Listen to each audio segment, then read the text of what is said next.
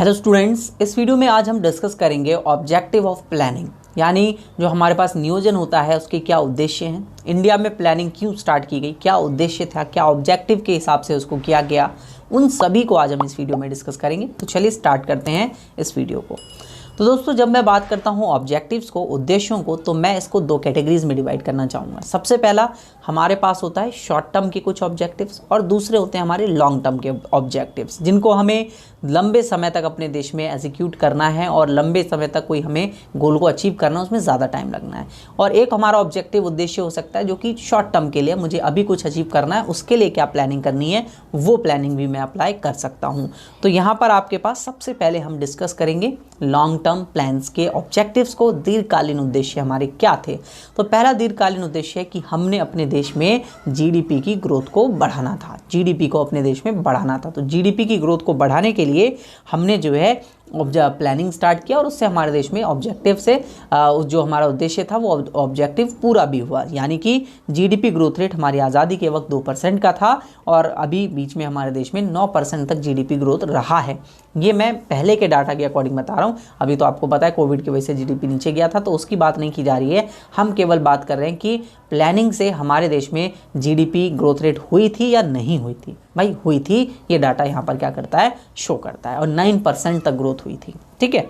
Full employment हमारा objective रहता है कि भाई प्लानिंग अगर हमने किया तो हमें फुल एम्प्लॉयमेंट चाहिए, मतलब पूर्ण रोजगार चाहिए, मतलब सभी लोगों को एम्प्लॉयमेंट मिलना चाहिए। ऐसी कोई भी हमारे देश में पॉपुलेशन नहीं रहनी चाहिए जिसे एम्प्लॉयमेंट ना मिला हो, रोजगार ना मिला हो। तो ये एक हमारा ऑब्जेक्टिव रहता है प्लानिंग को अप्लाई करने का। तो मैं आपको बता रहा हूँ कि प्लानिंग क्यों अप्लाई करना हमारे लिए ज़रूरी है, क्या ऑब्जेक्टिव हो सकते हैं। तो प्लानिंग इसलिए हमने जो है अप्लाई किया और इसका हमें कुछ हद तक मतलब मदद भी मिली और हमारे देश में प्लानिंग जो है अच्छे तरीके से एग्जीक्यूट हो भी पाई।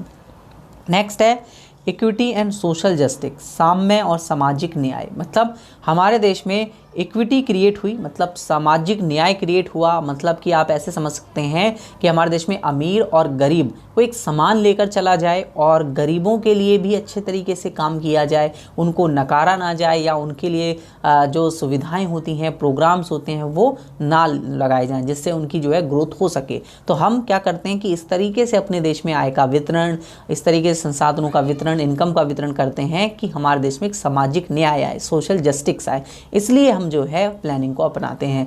जैसे कि आप ऐसे समझ सकते हैं कि जो अमीर लोग हैं उनसे गवर्नमेंट ज़्यादा टैक्स लेती है, क्योंकि उनकी इनकम ज़्यादा होती है तो उन्हें टैक्स भी ज़्यादा देना पड़ता है, और उनके टैक्स को यूज़ किया जाता है पुअर्स लोगों को सब्सिडीज़ देने के लिए।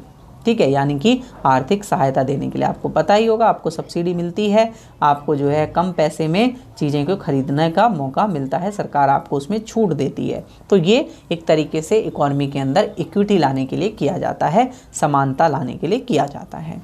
नेक्स्ट है इरेडिकेशन ऑफ द पोवर्टी, यानी कि निर्धनता का उन्मूलन किया जाए। मतलब हमारे देश में जो पोवर्टी है, निर्धनता है, गरीबी है, उसको दूर करने के लिए सरकार जो है कदम उठाती है। प्लानिंग के अंदर ऐसे प्लान्स बनाती है जिससे जो गरीबी है वो काफ़ी हद तक जो है मिनिमाइज़ किया जा सके, कम से कम की जा सके।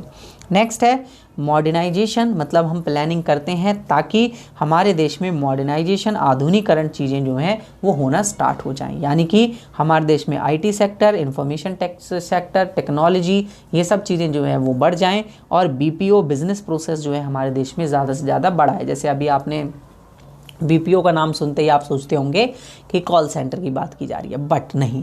बीपीओ का मतलब हुआ बिजनेस प्रोसेस आउटसोर्सिंग, यानी कि आप किसी भी व्यवसाय को बाहर से चला रहे हैं, बाहरीकरण कर रहे हैं, उसके प्रोसेस का जो उसकी पूरी प्रक्रिया होती है उसको आपने बाहर किसी देश पर छोड़ दिया और उस देश से आप उसको कंट्रोल कर रहे हैं, उस वहाँ से काम आपका निकल के आ रहा है। तो ये इंडिया में स्टार्ट किया गया प्लानिंग के तहत। क्यों? क्योंकि जब बिजनेस प्रोसेस आउटसोर्सिंग हमारे दूसरे देशों में और दूसरे देश के हमारे देशों में होंगे तो कहीं ना कहीं दोनों देशों की कंट्रीज़ को हेल्प मिलेगी। ठीक है, क्योंकि उन्हें अपने ज़्यादा इंफ्रास्ट्रक्चर खर्च नहीं करने पड़ेंगे इकोनॉमी के अंदर। नेक्स्ट है सेल्फ सफिशिएंसी, यानी कि आत्मनिर्भरता। दोस्तों, इसको समझाने के लिए मैं आपको एग्जांपल लेना चाहूँगा। एग्जांपल नहीं है, रियल इंसिडेंट है। 1965 में हमारा जो है पाकिस्तान से किसी पॉइंट पर लेकर युद्ध चल रहा था, तो उस वक्त अमेरिका ने हमें जो है धमकी दी कि हम लोग जो है आपकी जो प्रोडक्ट्स की सप्लाई आपको देते हैं फूड प्रोडक्ट्स की, वो बंद कर देंगे। ठीक है, तो एक तरीके से हम जो फूड प्रोडक्ट्स हैं, फूड आइटम्स हैं, खाने पीने की चीज़ें, उस पर पूरे तरीके से डिपेंडेंट थे किसी अदर कंट्री पे। इस वजह से वो हमें ऐसा कह पा रहे थे। अगर हम उन पर डिपेंड नहीं होते, हम खुद ही इंडिपेंडेंट होते, आत्मनिर्भर होते, तो क्या वो हमसे ऐसा कह पाते? नहीं कह पाते। इस वजह से 1965 के बाद इंडिया ने डिसाइड किया कि अब हम सेल्फ सफिशिएंट बनेंगे, यानी आत्मनिर्भर बनेंगे। हमें खुद किसी और पर खाद्य पदार्थ के मामले में, फूड प्रोडक्ट्स के मामले में किसी पर डिपेंड नहीं रहना है, हमें इंडिपेंडेंट बनना है। तो इसके लिए मुहिम जो है स्टार्ट की गई 1966 में, जहां पर ग्रीन रेवोल्यूशन यानी कि आपने हरित क्रांति के बारे में सुना होगा, तो हरित क्रांति स्टार्ट की गई थी फूड प्रोडक्ट्स को ही अपने देश में प्रोडक्टिविटी को बढ़ाने के लिए। ठीक है, तो ये हमारे कुछ लॉन्ग टर्म ऑब्जेक्टिव्स थे। अब शॉर्ट टर्म ऑब्जेक्टिव्स को आप समझ लीजिए, यानी अल्पकालीन उद्देश्य। तो सबसे पहला शॉर्ट टर्म ऑब्जेक्टिव है कि हमने फर्स्ट प्लान जो बनाया 1 अप्रैल 1951 से 56 में, उसमें हमने एग्रीकल्चर में प्रोडक्टिविटी को बढ़ाने के लिए प्रोडक्शन, इनकम और जो वेल्थ है, लोगों की धन है, उसको नियोजित बंटवारा किया, मतलब इक्वल डिस्ट्रीब्यूशन किया सोशल जस्टिस के साथ। ठीक है, दूसरे में हमने औद्योगिक विकास को बढ़ाया, उद्योगों का विकास करना स्टार्ट करा, मतलब इंडस्ट्रीज़ को बढ़ाना स्टार्ट किया। तीसरे में हमने खाद्यान्न पदार्थ, जो कि मैंने आपको बताया 1966 में। ठीक है, और रोजगार के अवसरों में वृद्धि करी, एम्प्लॉयमेंट को इंक्रीज़ किया, असमानता में कमी लाई, जो अनइक्वालिटी थी इंडिया के अंदर उस अनइक्वालिटी को दूर किया गया। और ये 3 एक वर्षीय योजनाएं हैं, 3 1 ईयर प्लान है, जो 1966 से 1969 तक गए। आपको ये याद होना चाहिए। ठीक है, चौथी योजना में हमने विकास की गति को तेज करा, कीमत स्थिरता को लेके आए, प्राइस को स्टेबलाइज करा, जो प्राइस ज़्यादा बढ़ रहे थे, और विकास की गति जो हमारे पास, तेज़ी से हमने प्रोडक्शन को और डेवलपमेंट के प्रोसेस को तेज करने के बारे में सोचा। फिर इसी तरीके से हमारे पास बहुत सारी चीज़ें हैं, आप इस वीडियो का स्क्रीनशॉट ले सकते हैं और इसको डिटेल में जान सकते हैं। तो मैं लास्ट जो हमारे पास 5 ईयर प्लान गया, उसमें हम तीव्र समावेशी विकास की बात कर रहे हैं, जहां पर हम सभी सेक्टर्स को एक साथ लेके डेवलपमेंट की बात कर रहे हैं। ठीक है, और जीडीपी की जो ग्रोथ रेट है उसको 9% करने की बात कही जा रही थी। ठीक है, अब ऐसे ही हमने 2017 और 2019 में हमारे देश में जो है 2022 तक ये हमारे में चलेगा, और इसका हमने टारगेट रखा कि हमारे देश में फुल तरीके से डेवलपमेंट हो जाना चाहिए। हर गांव तक जो है आवास की योजना, मतलब उनको घर मकान उनको पहुंच जाने चाहिए। शौचालय की व्यवस्था, बिजली की व्यवस्था, इन सभी व्यवस्था हमारे देश में जो है अच्छी हो जानी चाहिए। ये ऑब्जेक्टिव हमने जो है अपना नेक्स्ट प्लान में रखा है, और जीडीपी ग्रोथ रेट को हमें जो है लगभग 8% तक लेकर जाना है 2022 तक। तो ये टारगेट रखा गया था, बट कहीं ना कहीं हम पीछे हो जाते हैं, कुछ एक्सपेक्टेशन अलग होती हैं, कुछ हम निकल के रिजल्ट कुछ और आता है, तो हम उस पर बात नहीं कर रहे हैं, हम बात केवल कर रहे हैं कि क्या ऑब्जेक्टिव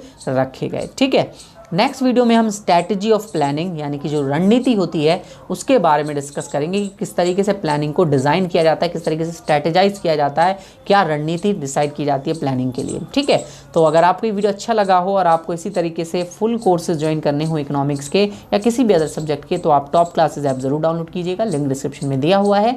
इस नंबर पर आप मुझे कॉन्टैक्ट कर सकते हैं। अगर आपको कोई क्वेरी होती है कि कोर्सेज को कैसे ज्वाइन करना है या क्या कुछ भी इन्फॉर्मेशन पूछना हो, तो कॉन्टैक्ट जरूर करिएगा आप सभी। और फुल कोर्सेज काफ़ी एफिशिएंट होते हैं, आपको बहुत ज़्यादा हेल्प करेंगे आपको एग्जाम्स में पास करने के लिए। तो दोस्तों, इस वीडियो में इतना ही।